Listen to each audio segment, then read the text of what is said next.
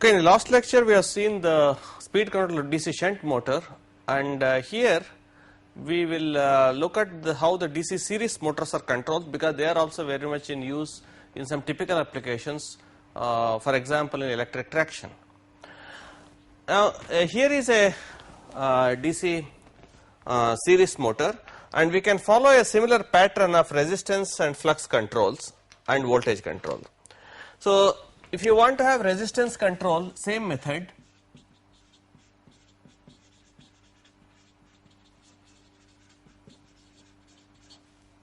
All you have to do is to have extra resistance in the armature circuit. Incidentally, this will also have a effect on the field, so this may be the extra resistance or external. And we know that for different value of resistances, if this is the nominal characteristics, this is the typical torque speed characteristic of a series motor, then it will have the different values of R external, let us say 1, R external 2. These are the characteristics will come down, and then you can control the speed by this method. Again, as we said, this will be just below the base speed, and also you can have a variation at the cost of efficiency. There will be losses here. Next, if you want to have a flux control,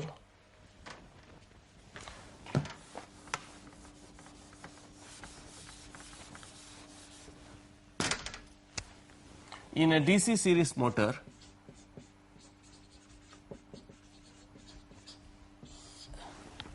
it is possible to control the flux by having a diversion current like this. So let us say RD is the diverted resistance.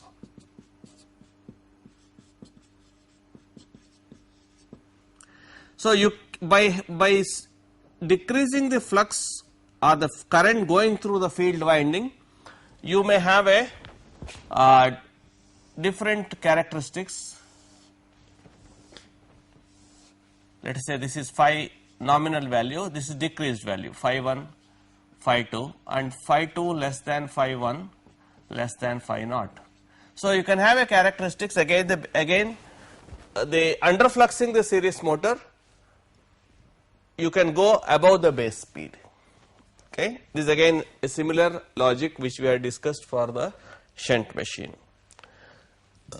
Lastly, you can have a voltage control.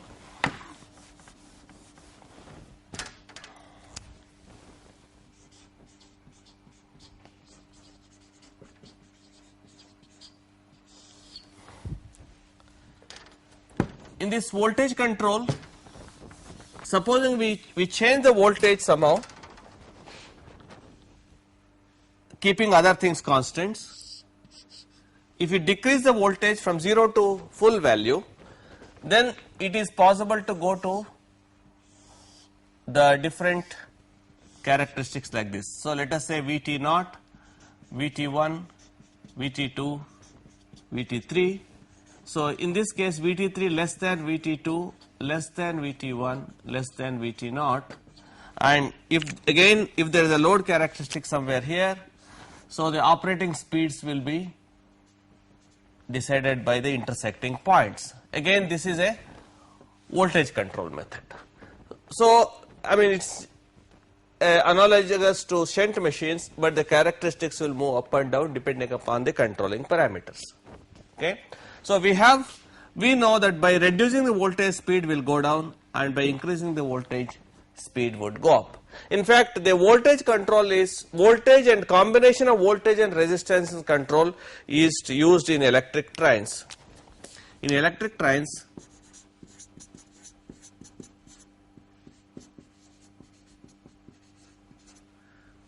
combination of voltage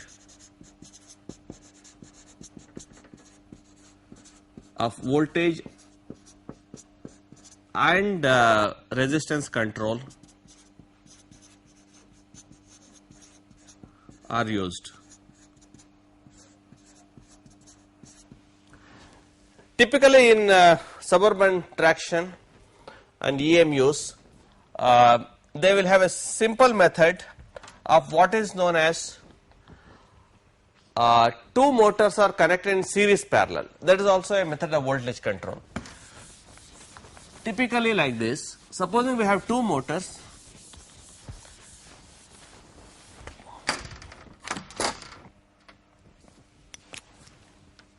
two series motors with so each has its own field and resistance.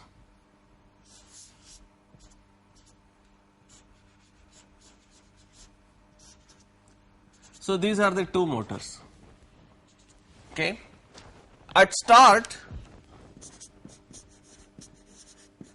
you connect in series.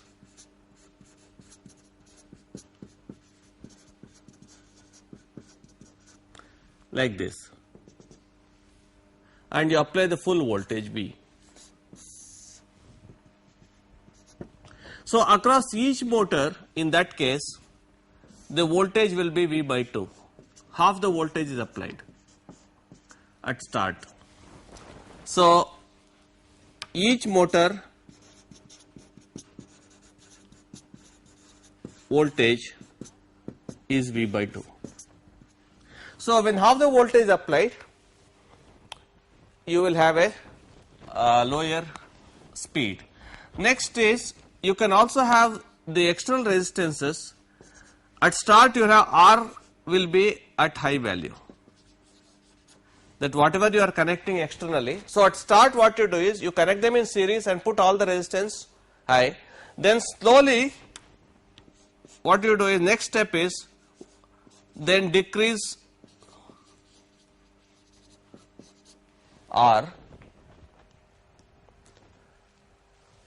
to increase the speed,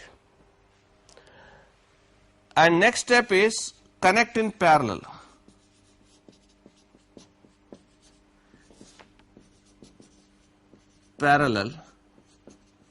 But with R. So next stage what you do is, you don't connect them in series, but connect them in parallel.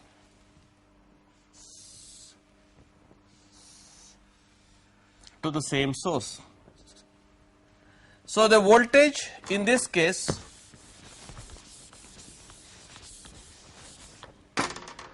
so next stage is, when connect in parallel,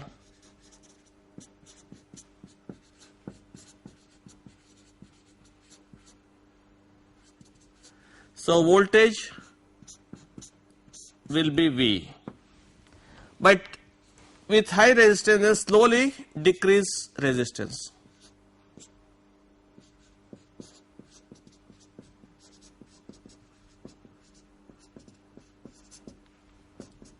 Then you reach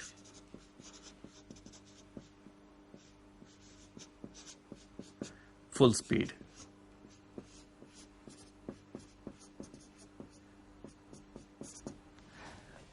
And we know electric trains, we use series motors because it starts with high starting torque,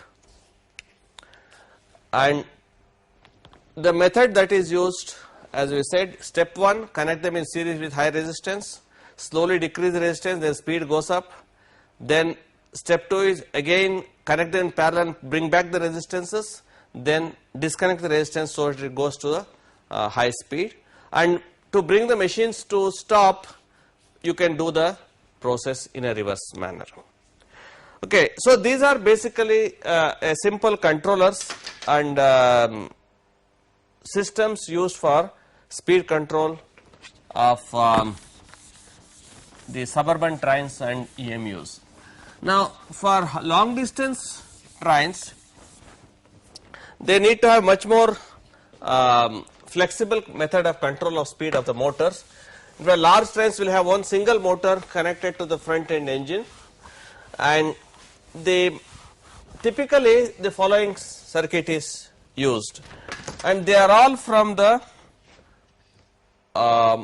AC mains. So on the pantograph, on the lines there are AC mains,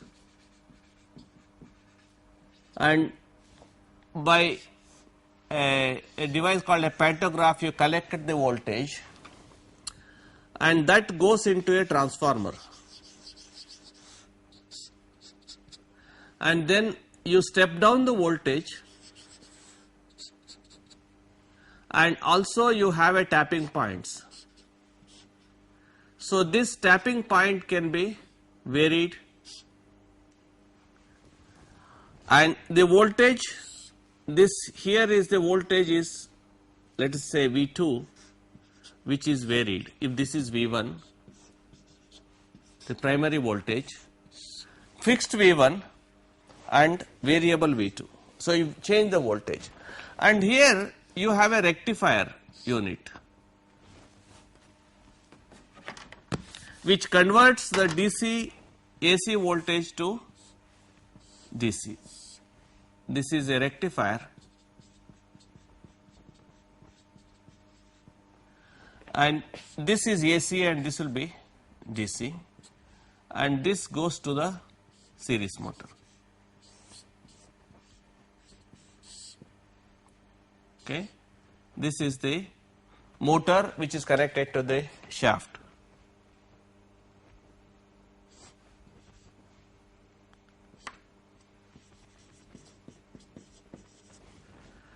And this is the series field winding. So you see, this is a typical mechanism used in electric trains. That means you have a transformer, you vary the voltage, and that means what the driver does is he just from a minimum value he increases the voltage, so V2 increases, so therefore the VDC on this side, that will also increase, the voltage across the motor will increase, and as the motor voltage increases, speed increases and goes to the full speed. So these are the a few methods used for control of speed of DC series motor, and from where the characteristics can be altered. Okay, now we will look at the recent trends in speed control of DC motors, that is by using electronic methods. So that will be electronic methods of speed control of DC motors. Okay.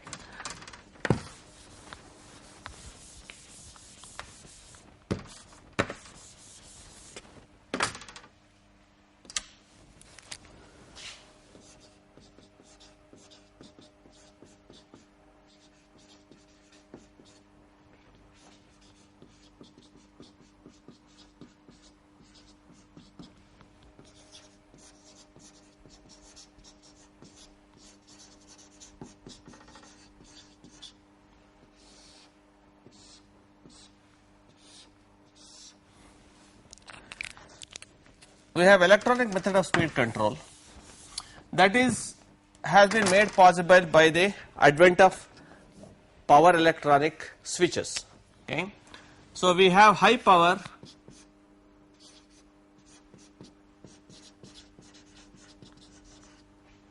electronic devices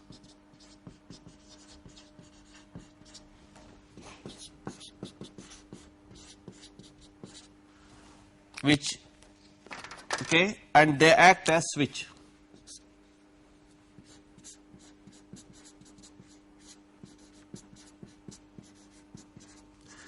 As an electronic switch.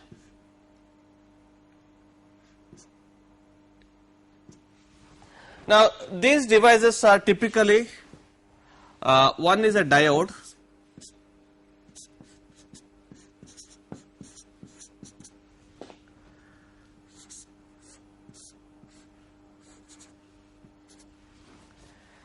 a diode is a device, whenever it is forward biased, it allows a current to flow. That means whenever it must be a positive negative, then it is controlled, but it will not allow the flow in the reverse direction. Then there is another device which is called a thyristor.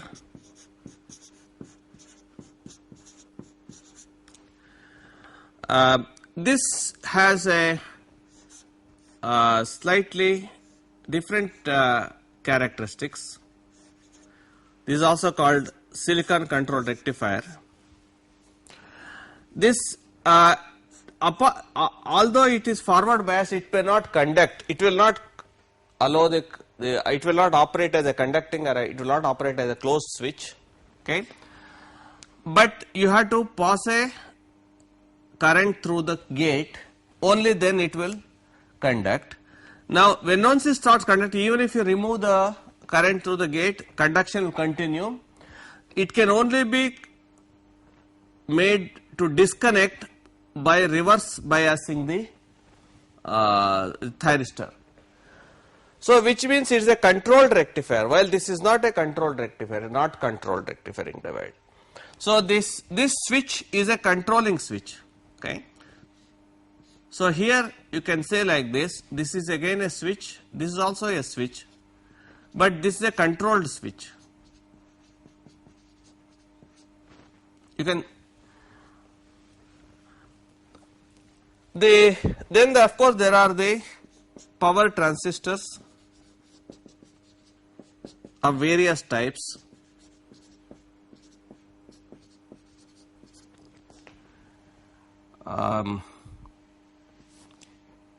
So this again is this will also operate as a switch, but in the transistor, the difference between a thyristor and a transistor is that after it conducts, when once you disconnect the current here, the base, then it will open. So switching off is easy in a transistor, whereas switching off is little involved in the case of a thyristor. But these are detailed in literature separately. So power transistors nowadays, you have got the MOSFET, then you have got one of the well known thing is called IGBT, insulated gate bipolar transistors. So they are supposed to have, it is possible now to get very high voltages, very high currents using these devices, which were earlier done by thyristors. So thyristor application now is restricted mainly to rectifier circuits, whereas for other power electronic converters, MOSFETs and IGBTs are more used, okay. Of course the details of these are not within the scope of these lectures, but at least this knowledge will be required to have to understand what is the control DC motor speed control. So as we can create rectifiers using this. We can build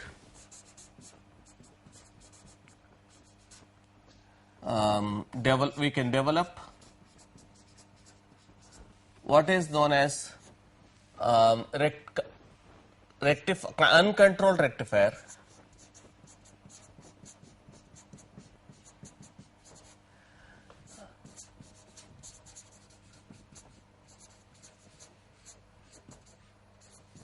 We can have uncontrolled rectifier using diodes.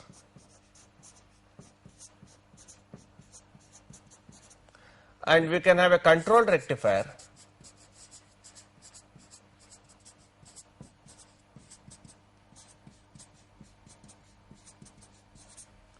using thyristors, because you can, after the thyristors conduct, you can control the instant in which they actually allow the current to flow through. So these are the two circuits which are used for control of speed of DC motors.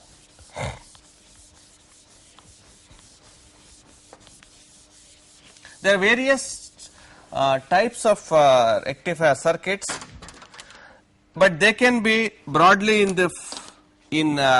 from three-phase supply or single-phase supply. So if you have single-phase supply,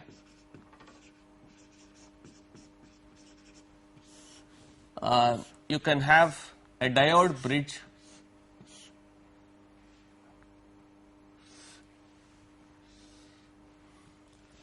rectifiers, and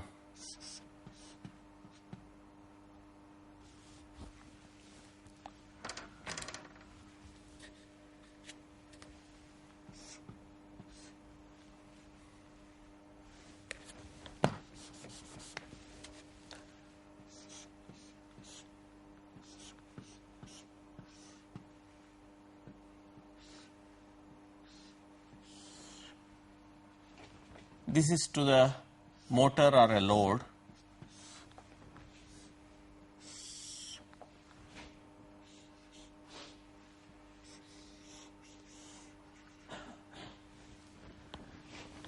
So this is not a, this is uncontrolled rectifier.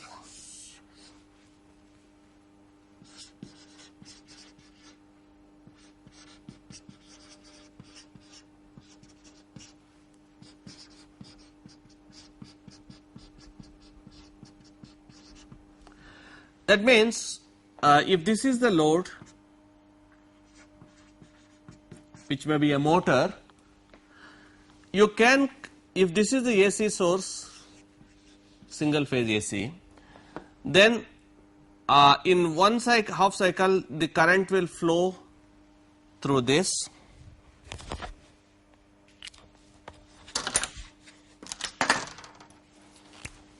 In the positive cycle, it may flow through like this.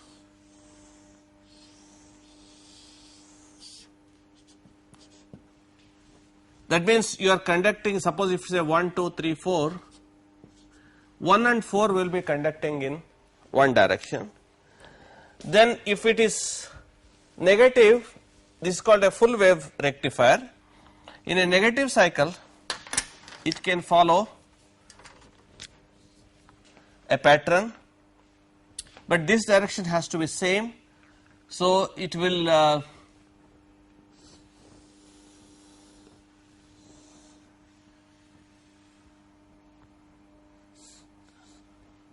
it will, that means that these two will be conducting, so it will go like this. That means in one half cycle,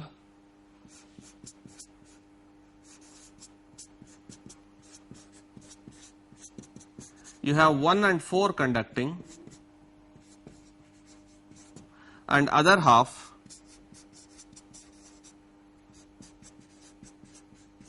cycle you have 2 and 3 conducting. So this is a principle of a simple rectifier, so that you have a typically the voltage across the load will become like this. Each one, whatever was the AC voltage here,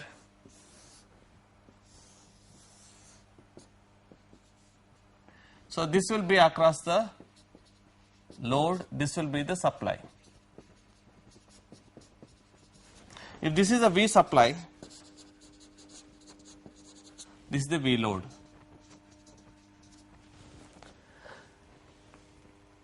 And similarly, we can have a 3 phase, then you have 3 limbs, and you can have a 3 phase uncontrolled rectifier.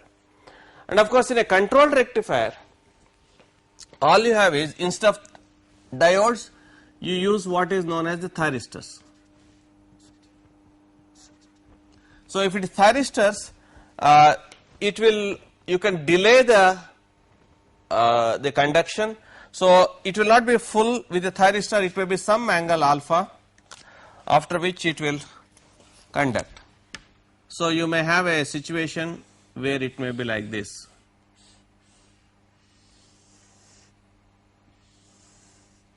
So this is with controlled rectifier.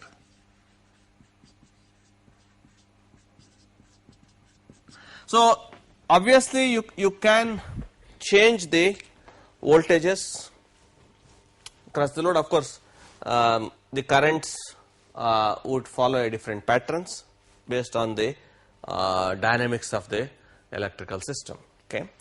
Now, with this brief introduction to what is known as the uncontrolled rectifier, controlled rectifier. See, controlled rectifier, you can control the voltage across the load with the same AC voltage. Uncontrolled rectifier, the DC voltage will be directly proportional to the AC voltage. So that is the main difference.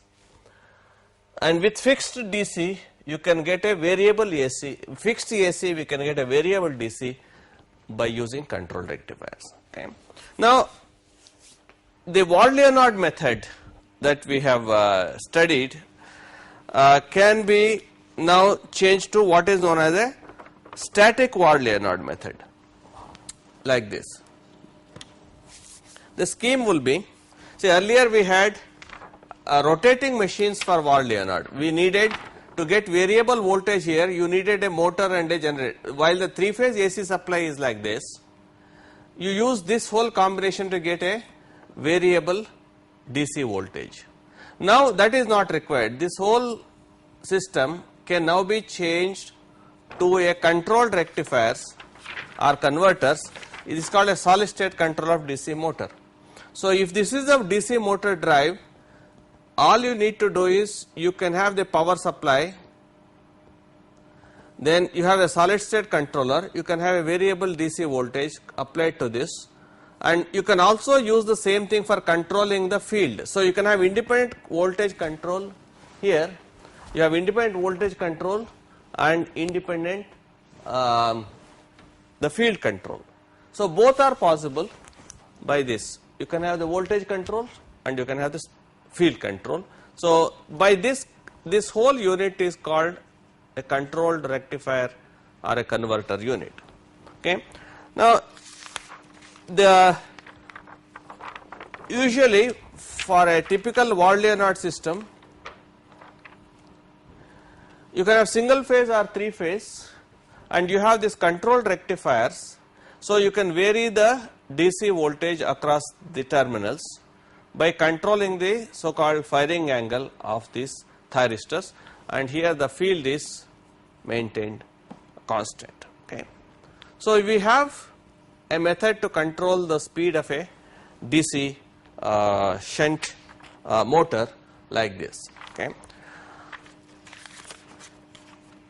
Now the same thing can be done with DC series motors also by having a variable voltage as we and by control rectifier or the rectifiers. Now there is another method of speed control of DC motors, use what is known as a chopper circuit. The chopper is, your supply is DC, in this case the supply is AC and you are getting a variable DC. In a chopper circuit, if the supply is DC, also you can get a variable DC. Now that is been proposed, for example, again in a battery driven vehicles. In a battery driven vehicle or forklift trucks which are used in industries for lifting the materials.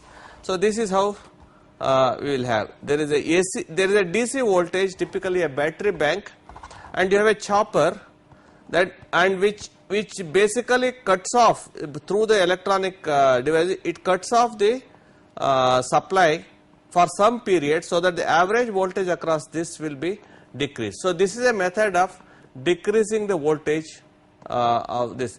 Unlike in the earlier case, you have a controlled rectifier, you have a chopper. Now the chopper you can typically consider the like this. You consider that you are connecting a power electronic switch here, which has been made on and off at very high frequencies. This is a switch.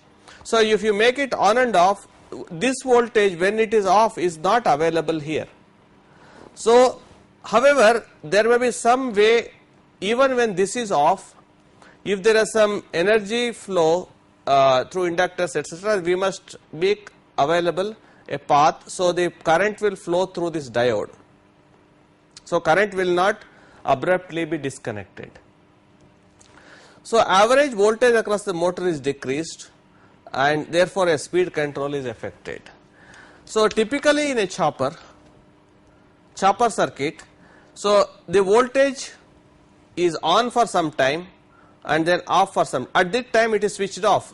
So we have what is known as a duty cycle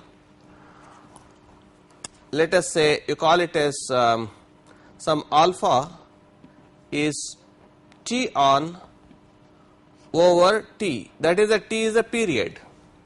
So you will see here, for example,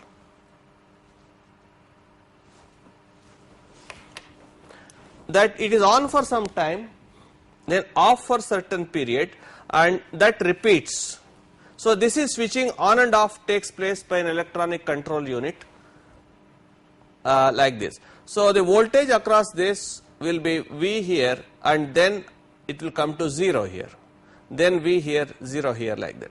But however, the current flowing through this will slowly rise, and when it rises and when the voltage is switched off, then the current will die down, then it flows through this diode called a freewheeling diode or a feedback diode. So it will go down, then again when this voltage comes, it switches on like this. So there is a average voltage across the motor will they go on decreasing. So if you make off time more than the on time, there will be average voltage will decrease, and you can vary more effectively even from 0 to full value. So when the off time is 0, so it is the full voltage. So you can get a variation as you vary alpha. So you can vary voltage V average maybe from 0 to the full voltage V. So this is the way in which the electronic control is done. Of course, there are lot of developments in this area, and nowadays static Ward-Leonard is very much used both for series and shunt motors, both from single phase AC supply, 3-phase AC supply, the DC supply, and we can get whatever is the variable speed operations. And we find that DC motor control is very widely used in textile mills, paper mills, steel mills, aluminum plants, process control industries, chemical industries, mining applications, and robotics at low power ranges, machine tool applications, and they are all being presently using the electronic control of speed control by using these single phase control rectifiers, uncontrolled rectifiers, as well as the chopper circuits. A simplest way is, if you want to change the voltage across the motor, you can have just a diode bridge and control the AC voltage by a variable voltage transformer or an auto transformer or a variac. Okay. So we now come to the end of this topic on speed control. The lecture just covers the basic principles involved and has not dealt with the deeper mathematical analysis, and you can refer to literature for more details in this subject. So we'll stop here and we'll take up in the next class the methods of starting of DC motors.